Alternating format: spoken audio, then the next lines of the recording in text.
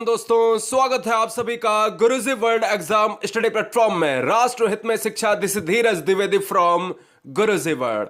आज की वीडियो हिंदी वर्णमाला पर आधारित रहेगी। अगर आप एग्जाम के पहले ये वीडियो देखने वाले हैं तो बहुत जबरदस्त तरीके से आपने वीडियो को क्लिक किया है। उम्मीद करते हैं कि अगर हिंदी आपके एग्जाम में आ रही है तो आपको यह वीडियो देखनी चाहिए, क्योंकि हिंदी वर्णमाला से बहुत भरमार मिलती है क्वेश्चंस की। अपन पूरी वीडियो देखेंगे, ट्रिकी मेथड से चंद मिनटों में हम वीडियो खत्म करेंगे। एक पेन एक कॉपी ले लीजिएगा और लास्ट में हम इसी वीडियो के आधार पर हम सारे क्वेश्चंस भी कर लेंगे। तो उम्मीद करेंगे कि शून्य से शिखर तक हम हिंदी आपको पढ़ाएंगे। प्लेलिस्ट आपकी आज बना दी जाएगी।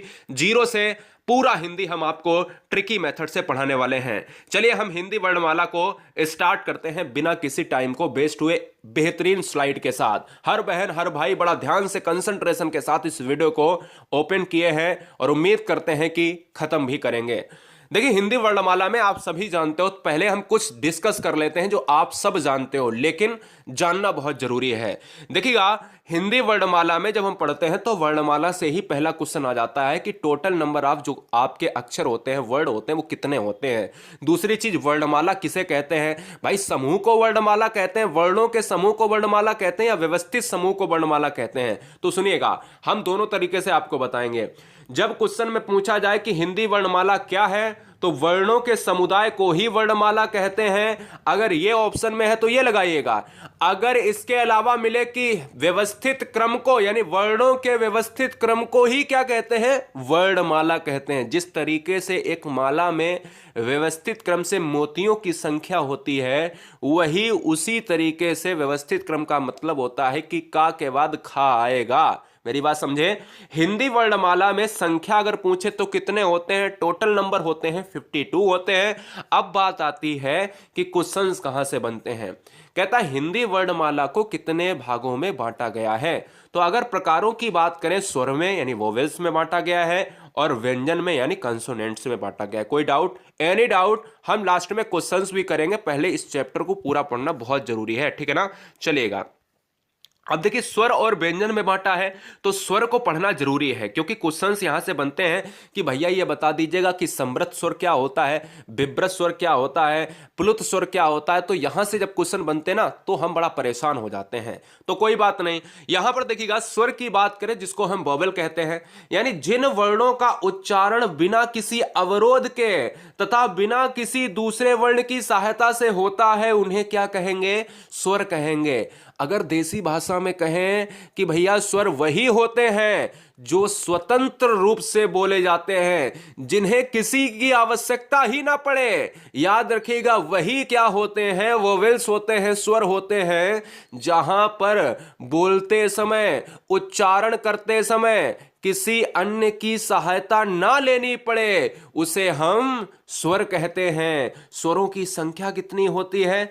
11 होती है। ये आपको दिमाग में रखना है। स्वरों की संख्या कितनी होती है? 11।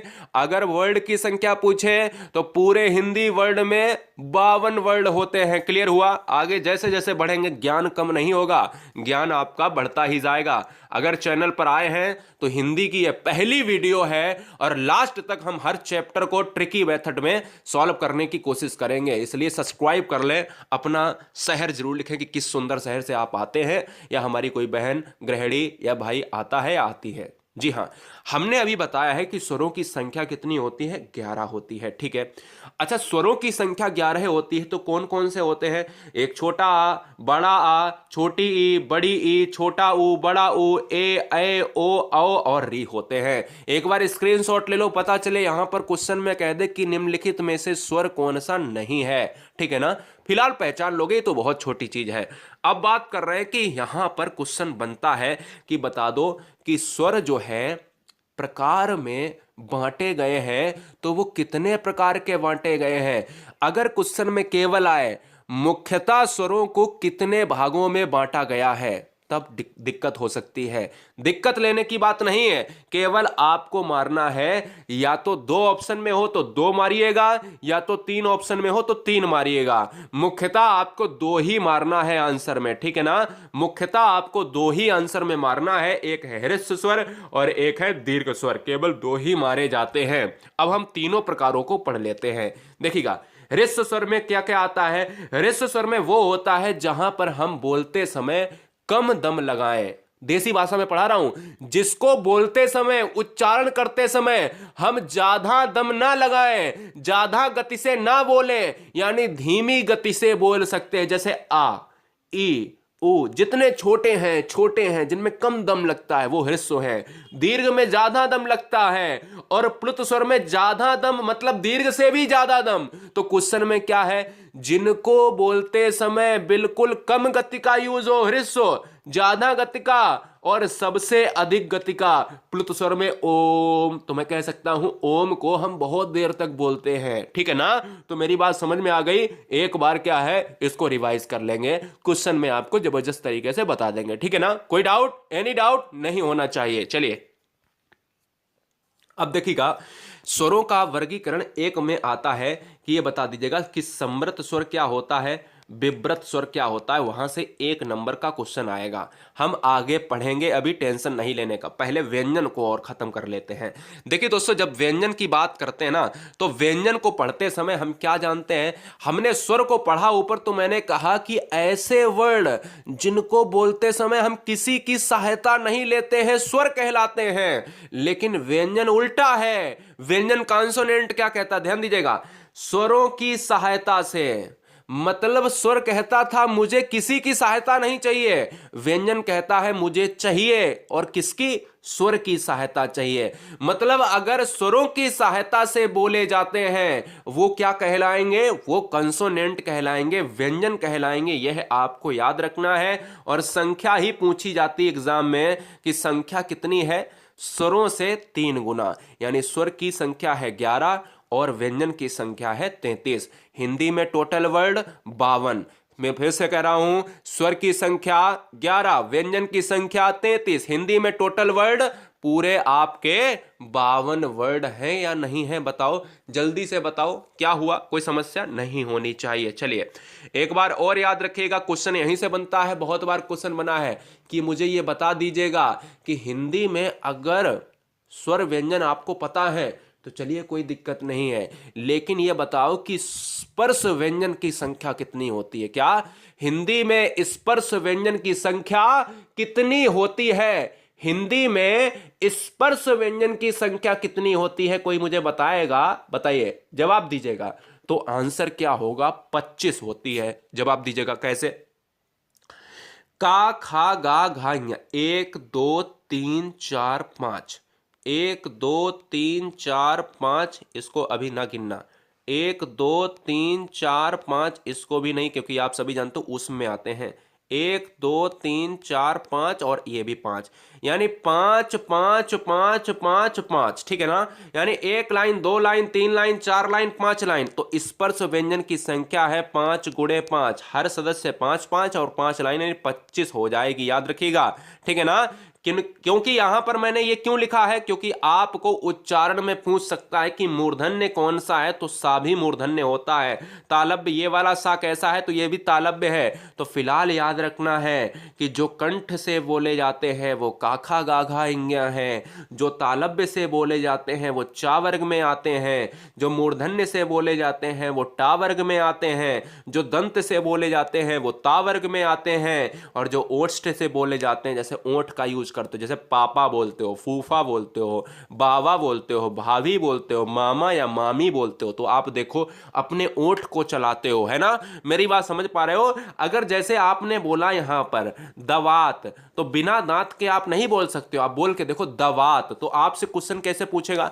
आपसे क्वेश्चन ऐसे पूछेगा कि निम्नलिखित में से कौन सा दंत है? अगर इनमें से आए तो आप दंते मार दीजिएगा। कौन सा ओष्ठ है? आप इनमें से आए तो आप ओष्ठ मार दीजिएगा, है ना? बस एग्जाम हॉल में अगर बैठे हो ना, तो क्वेश्चन करते समय अपने मुंह को चला लेना, आंसर फटाक से लग जाएगा, ठीक है ना? याद रखिएगा। चलिए आगे के 4 पॉइंट हम और बताते हैं जबरदस्त। अंतःस्थ व्यंजनों की संख्या कितनी होती है? अंतःस्थ व्यंजनों की संख्या कितनी होती है? तो आपको केवल मारनी है 4। अब बोले कौन कौन सी होती है? जब कौन कौन सी होती है तब हमें और ज्ञान लेना चाहिए। या, रा, ला, वा, ये 4 होते हैं। अब क्वेश्चन कोई भी कर लोगे। अगर क्वेश्चन में आ जाए कि निम्नलिखित में से कौन सा अंतःस्थ व्यंजन है और कौन सा नहीं है, तो आंसर से आसानी से मार लोगे ना, क्योंकि 11 ला में से एक भी आ सकता है, या 2 भी दे सकता है, 3 भी दे सकता है, चारों दे सकता है, तो आपको मारना पड़ेगा। सिंपल सी बात मेरी समझ गए ना, तो आपको वहां पर क्या करना पड़ेगा, मारना पड़ेगा भैया, ठीक है ना। अब उस व्यंजनों की संख्या कितनी होती है, वो भी 4 होती है, सा सा साहा। संयुक्त व्यंजन की संख्या कितनी होती है, छत्रज्ञा और स्रा होती है, ये भी 4 होती है। और आगत व्यंजनों की संख्या 2 होती है। ये ट्रिकी मेथड से आपको याद रखना है, जा और फा। आगत ध्वनियां जा और फा है, यह जबरदस्त तरीके से एग्जाम में ट्रेंड कर रहा है, क्योंकि ये 3 क्वेश्चन सिंपल हो चुके हैं, लेकिन आते परमानेंट हैं, इस बार भी आएंगे तीनों में से एक, लेकिन आपको एक एक्स्ट्रा में ये भी क्वेश्चन मिल सकता है, ठीक है ना, याद रहे। ठीक, कोई बच्चा ये ना पूछे कि हमारे लिए वीडियो है या नहीं। अगर हिंदी आपके एग्जाम में आती है तो कोई भी एग्जाम क्रैक होने के लिए रूल नहीं बदलते, पूरी हिंदी आपको पढ़नी पड़ेगी, ये कड़वा सत्य है, पूरी हिंदी पढ़नी पड़ेगी, चाहे 5 नंबर की आए, चाहे 20 नंबर की आए, चाहे 30 नंबर की आए, पूरी पढ़नी पड़ेगी। सिलेक्शन के लिए पूरा ज्ञान लेना पड़ेगा। चलिए, वेरी इंपॉर्टेंट पॉइंट क्या है, 4 इंपॉर्टेंट पॉइंट और जानने की कोशिश करते हैं, 5 देखिएगा। जब क्वेश्चन में पूछे कि अंतःस्था, ऊष्म, और हमने देखा संयुक्त व्यंजन, और हमने देखा क्या, आगत ध्वनियां, लेकिन जब क्वेश्चन में पूछ दे कि अर्धस्वर किसे कहते हैं, तो अंतःस्था व्यंजन में या और वा है, उन्हीं को हम क्या कहते हैं, अर्धस्वर। ये question very very most important में है, क्योंकि ये क्वेश्चन एग्जाम में बार बार ट्रेंड कर रहा है। लुंठित या प्रकंपित व्यंजन किसे कहते हैं, लुंठित या प्रकंपित व्यंजन कहते हैं, रा को कहते हैं। ये जबरदस्त क्वेश्चन है, बहुत बार एग्जाम में ट्रेंड कर रहा है। पार्श्विक व्यंजन किसे कहते हैं, और ला को कहते हैं। याद रखिएगा, ये 3 पॉइंट बहुत जबरदस्त हैं, यह 3 ही पॉइंट आएंगे, ध्यान दीजिएगा। यह जो है 3 पॉइंट बहुत इंपॉर्टेंट है, इतना इंपॉर्टेंट ये नहीं है, मेरी बात समझिएगा, क्या इतना इंपॉर्टेंट ये नहीं है, क्योंकि ये 3 पॉइंट बहुत बार एग्जाम में आए हैं। तीनों पॉइंट को एक क्वेश्चन आपको मान लेना है कि इनमें से एक क्वेश्चन आ सकता है इस बार, ठीक है ना, तीनों में से एक क्वेश्चन आ सकता है। अर्धस्वर यावा, लुंठित या प्रकंपित, दोनों को रा कहा जाता है, और पार्श्विक व्यंजन को ला कहा जाता है। जब नाक के आधार पर व्यंजन बोले जाते हैं तो वो हमारे क्या है, सभी स्पर्श व्यंजन का 5वां तत्व वो हमारा नाक से बोला जाता है, इसलिए नासिक के व्यंजन कहा जाता है। और यहां पर स्वतंत्रीय की बात करें, यहां पर व्यंजन है जिसको हा कहा जाता है, ये ऊष्म में भी जाता है। यह 5 पॉइंट और एक्स्ट्रा में हमने आपको बताने की कोशिश करी, ठीक है ना।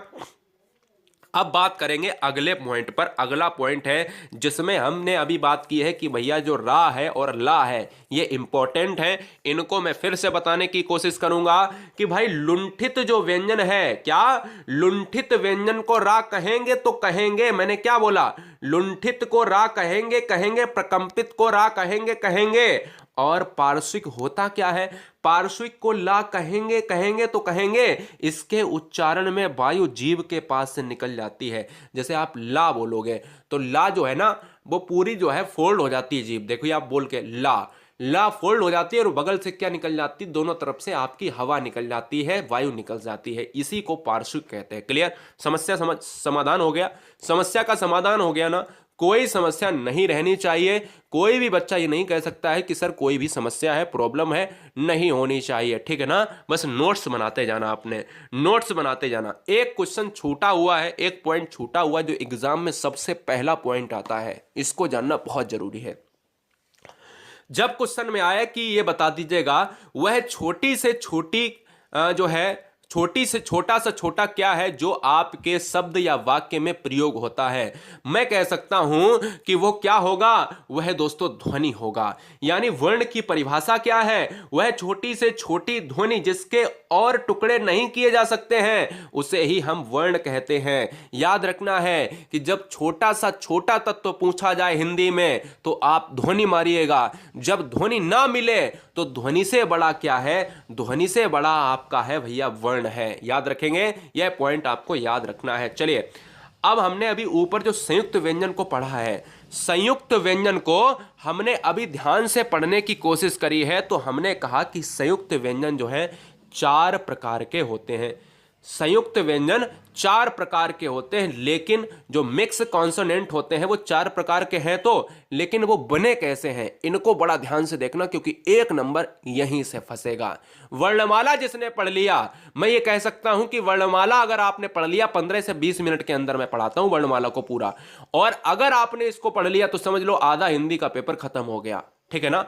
फिर बाद में घोष अघोष ये सब हम आपको पूरी तरीके से बाद में पढ़ाने की कोशिश करेंगे, और रोज वीडियो ये चलेगी आपकी। संयुक्त व्यंजन क्या है? Mix consonant. वैसे तो जहां भी हम 2 या 2 से अधिक व्यंजन मिल जाते हैं वे संयुक्त व्यंजन कहलाते हैं, किंतु देवनागरी जो लिपि है, हमारी हिंदी की लिपि कौन है? देवनागरी लिपि है ना। संयोग के बाद रूप परिवर्तन हो जाने के कारण इन 3 को गिनाया गया है। यह 2-2 व्यंजन से मिलकर बने हैं। आपको इस परिभाषा पर जो हमने यहां टाइप की है इस पर नहीं, केवल आपको संयुक्त व्यंजन याद रखने हैं कि कितने होते हैं, 4 होते हैं, लेकिन वो देवनागरी में 4 होते हैं। फिलहाल हम 3 आपको बताएंगे और चौथा भी बताएंगे। देखिएगा क्वेश्चन में ये पूछता है कि छा किससे मिलकर बना है, तो छा मिलकर बना है का प्लस सा से मिलकर बना है। हलंत का बड़ा ध्यान देना, क्योंकि एक ऑप्शन ऐसा होता है जो सेम होता है जिसमें हलंत नहीं होता है, और हलंत आपका पहले वाले ही अक्षर में होगा, ये आपको याद रखना है। ज्ञा किससे मिलकर बना है? जा और वहां से मिलकर बना है। त्रा किससे बना है? ता और रा से मिलकर बना है। और एक आपका और है स्रा किससे मिलकर बना है? तो सा प्लस रा से मिलकर बना है। ये भी आप याद कर लीजिएगा, ठीक है ना। कोई समस्या, कोई डाउट नहीं होना चाहिए, ठीक है ना, कोई डाउट नहीं होना चाहिए। चलिए आगे चलेंगे। अयोगवाह, अनुस्वार और विसर्ग ध्वनियां जानेंगे। अयोगवाह वर्ण कौन से होते हैं, तो अयोगवाह वर्ण कौन से होते हैं और अयोगवाह वर्ण कितने होते हैं हिंदी वर्णमाला में, तो ये 2 क्वेश्चन आते हैं। तो अयोगवाह वर्ण होते हैं 2, एक होता है अंग और एक होता है आहा। अयोगवाह वर्ण होते हैं जिन्हें अनुस्वार, जिसमें हम ऊपर की मात्रा बिंदी को देखते हैं, और विसर्ग को हम कहते हैं आहा वाले को देखते हैं। तो अनुस्वार और क्या विसर्ग को, दोनों को आपको अलग से याद रखना है। और अयोगवाह वर्ण कितने हैं, तो 2 हैं, एक है अंग आहा, जो अंग है वो अनुस्वार है, और विसर्ग है दोस्तों वो आहा की बात करता है। कोई डाउट? इतना डीप में कोई कहीं पर किताब में भी समझ में नहीं आएगा, क्योंकि हम पूरी तरीके से आपको देसी लैंग्वेज में समझाने की कोशिश कर रहे हैं। अब समझिएगा, एक अनुस्वार होता है जो बताने की कोशिश कर रहा हूं फिर से। अनुस्वार क्या है? स्वर के बाद बोला जाने वाला हलंत जो ऊपर लगता है। मतलब कुल मिलाकर आपको जैसे छंद लिखा है, कंठ लिखा है, प्रपंच लिखा है, अगर विंदी ऊपर है तो ये क्या है? अनुस्वार है। ये अयोगवाह का एक पार्ट है। अयोगवाह का दूसरा पार्ट क्या है? विसर्ग।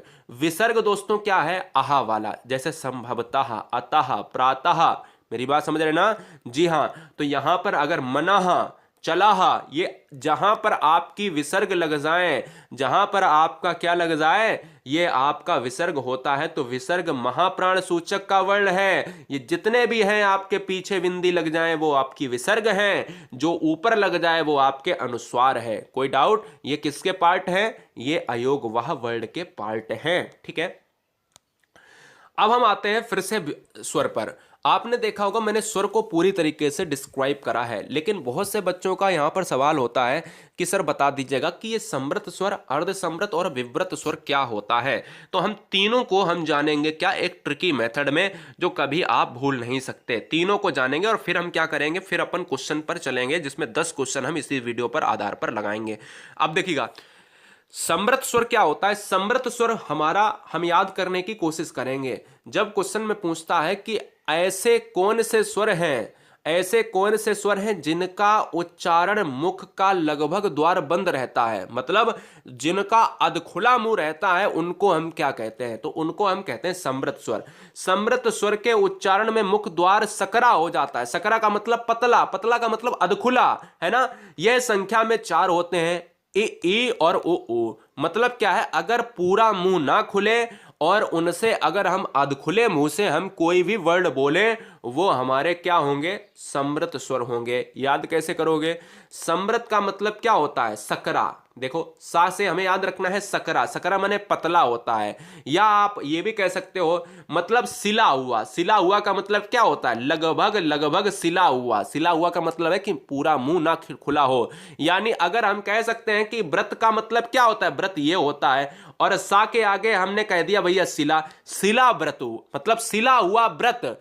अगर मैं कह दूं सिला हुआ व्रत तो मतलब यह है कि मुंह जो है सकरा होगा। याद हो गया? तो यानी अगर अर्ध खुले मुंह से कोई भी वर्ड बोलोगे तो समृत स्वर होगा, ये ट्रिक है। अब कह रहा है अर्ध समृत स्वर। अर्ध समृत स्वर वो होता है जिनका द्वार कम सकरा हो, मतलब और थोड़ा सा खुल जाए, और थोड़ा सा खुल जाए, तो वो दोस्तों इनकी संख्या होती है 2। इनको ए और ओ को नाम से हम जानते हैं। और लास्ट है हमारा विव्रत। विव्रत माने पूरा व्रत खुला हुआ, विव्रत माने बड़ा व्रत, इसको बा को हम कह देंगे बड़ा, और व्रत माने खुला हुआ, मतलब अगर मुंह पूरा खुला हुआ है, जैसे आप आ बोलते हो, आ यानी आ अगर बोलोगे तो मतलब आप देखो बोल के तो आपका मुंह जो है ना डब्बे जैसा खुल जाएगा। तो मैं कह सकता हूं आ, और यहां पर आ की बात करोगे तो इनकी संख्या भी 2 होती है। जिन स्वरों को बोलते समय मुख द्वार पूरा खुल जाए उन्हें क्या कहेंगे? तो आंसर होगा आपका विव्रत। जिनका अर्ध खुला हो उनको कहेंगे समृत। तो विव्रत और समृत ही आएंगे, अर्ध समृत नहीं आएगा। ये हमेशा की तरह हमने एनालिसिस किया है और हमेशा की तरह आपके एग्जामिनर यही 2 क्वेश्चन रखता है, इन्हीं में से एक रखेगा। ठीक है, चलिए दोस्तों अब बात करेंगे क्वेश्चंस की। तैयार हैं आप सभी? एक बार जय हिंद लिखेंगे, चैनल को सब्सक्राइब जरूर कर लें, और नीचे क्या है लाइक का बटन होगा, लाइक का बटन प्रेस कर लें। हर बहन हर भाई राष्ट्र हित में शिक्षा, जीरो से शिखर तक हर सब्जेक्ट को पढ़ाने की उम्मीद है। हिंदी में कुल कितने व्यंजन हैं? तो हिंदी में दोस्तों 36 हैं, 33 हैं, 35 हैं या फिर 34 हैं। तो हिंदी में अगर बात करें व्यंजनों की संख्या, मैंने कहा 33 होते हैं, यानी ऑप्शन नंबर चला जाएगा 33 के साथ। क्वेश्चन नंबर 2, या कैसा व्यंजन है? या जो है कैसा व्यंजन है, हमने आपको डीप में पढ़ा है, आपको याद है ना? संयुक्त व्यंजन की संख्या 4 थी, है ना? ऊष्म व्यंजन की संख्या 4 थी, अंतःस्था व्यंजन की संख्या 4 थी। मैं कह सकता हूं कि अंतःस्था में या था, रा था, ला था और बा था। इसमें से या और वा अर्धस्वर भी थे, है ना? सिंपल सी बात है। चलिए अगला क्वेश्चन, तीसरा क्वेश्चन, स्पर्श वर्ण कितने होते हैं? स्पर्श वर्ण यानी स्पर्श व्यंजनों की संख्या हमारी कितनी थी? मैं आसानी से कह सकता हूं कि स्पर्श व्यंजन में हमारे आते हैं का, चा, टा और ता आता है, पा आता है। इसमें भी 5 हैं, इसमें भी 5 हैं, इसमें भी 5 हैं, इसमें भी 5 हैं और इसमें भी 5 हैं। अगर 5 लाइन में 5-5 तत्व होंगे तो 25 हो जाएंगे, यानी आंसर तो डी के तरफ जाएगा ना। चलिए क्वेश्चन नंबर 4 की बात करेंगे। जो व्यंजन 2 या 2 से अधिक व्यंजनों से मिलकर बनते हैं उन्हें हम क्या कहेंगे? हमने ये परिभाषा ऊपर पढ़ाई है, रिकॉल करो चीजों को, फिर से याद करने की कोशिश करो कि पीछे मैंने क्या पढ़ाया। जो व्यंजन 2 या 2 से अधिक व्यंजनों से मिलकर बनते हैं उन्हें हम क्या कहेंगे? उन्हें हम कहेंगे क्या? व्यंजन समूह कहेंगे या संयुक्त व्यंजन? तो भैया संयुक्त व्यंजन कहेंगे। आपको पता नहीं है क्या, जब मैंने आपको छा पढ़ाया था तो मैंने कहा 2 या 2 से अधिक व्यंजनों से मिलकर बनेंगे कि नहीं। जब मैंने आपको त्रा पढ़ाया था तो मैंने कहा था कि क्या यह ता प्लस रा से नहीं बनेगा क्या?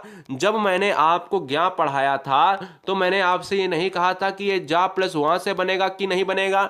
तो सिंपल सी बात ये समझने की कोशिश करिएगा कि आंसर किसके साथ जाएगा? सी के साथ जाएगा। क्वेश्चन नंबर 5, जिन वर्णों का उच्चारण बिना किसी अवरोध के तथा बिना किसी दूसरे वर्ण की सहायता से होता है उन्हें हम क्या कहेंगे? वर्ण कहेंगे, अक्षर कहेंगे, स्वर कहेंगे या फिर व्यंजन कहेंगे? जवाब दीजिएगा, आंसर क्या होगा? तो दोस्तों उम्मीद करते हैं इस क्वेश्चन का आपने आंसर लगा लिया होगा। तो इस क्वेश्चन में जो बच्चे ऑप्शन नंबर सी लगा रहे हैं, स्वर लगा रहे हैं, तो बताना चाहेंगे बिल्कुल सही बात। मैंने स्वर को इतनी अच्छी तरीके से बताया है कि जो बोलते समय किसी की सहायता ले ही ना, स्वतंत्र रूप से बोले जाएं, संख्या होती है 11, वो स्वर कहलाते हैं। क्वेश्चन नंबर 6, छा कैसा व्यंजन है? स्पर्श है, अंतःस्था है, ऊष्म व्यंजन है या फिर अगर संयुक्त व्यंजन की बात करेंगे? जवाब दीजिएगा, आंसर क्या होगा? छा कैसा व्यंजन है? मैं कहूंगा कि छा जो है आपका का प्लस सा से अगर बनता है मिलकर तो ये तो भैया हमारा संयुक्त के साथ जाएगा ना, आंसर भी तो डी के साथ चला जाएगा। चलिए क्वेश्चन नंबर 7 करेंगे। एक बार सभी बच्चे लाइक को प्रेस करेंगे, जितने भी बच्चे हैं दोस्तों। बहुत उम्मीदों के साथ वीडियो बनती है क्योंकि एक मकसद है, राष्ट्र हित में सिलेक्शन चाहिए मेरा। जो बिना किसी अन्य वर्ण के आधार पर बिना नहीं बोले जा सकते, बहुत ध्यान से देखिएगा, जो बिना किसी अन्य वर्ण का आधार लिए बिना नहीं बोले जा सकते, वे होते हैं अयोगवाह होते हैं, अनुतान होते हैं, अल्प प्राण होते हैं, महाप्राण होते हैं। जवाब दीजिएगा। मैं कह सकता हूं सातवें का जो ऑप्शन नंबर ए मार रहे हैं बच्चे बिल्कुल सही है, याद रखिएगा अयोगवाह। अब बच्चे बहुत सारे अल्प प्राण महाप्राण ये अगली वीडियो में आएंगे जो बिल्कुल ट्रिक से पढ़ाऊंगा, ऐसे ट्रिक जिंदगी में नहीं भूलोगे, चाहे अल्प प्राण हो चाहे अलंकार हो, सारी वीडियो नीचे लिंक में मिलेंगी। दूसरी चीज इस क्वेश्चन का आंसर जाएगा ए के साथ, इनकी संख्या होती है 2, एक होता है अनुस्वार और एक होता है विसर्ग, अंग और आह की बात करेंगे अयोगवाह कहलाते हैं। क्वेश्चन नंबर 8, ऊष्म वर्ण की बात करें, ऊष्म लिख गया है कोई बात नहीं, ऊष्म वर्ण की बात करें कितने होते हैं? 7 होते हैं, 5 होते हैं, 4 होते हैं या फिर 3 होते हैं? तो आज आंसर किसकी बात करेंगे? आंसर जाएंगे भैया यहां पर हम चले जाएंगे किसके साथ? हम चले जाएंगे भाई यहां पर ऑप्शन नंबर किसके साथ? 4 के साथ, यानी ऑप्शन नंबर 3, यानी उत्तर होगा 4। क्वेश्चन नंबर 9 की बात करेंगे, 9 की बात करेंगे, जवाब दीजिएगा।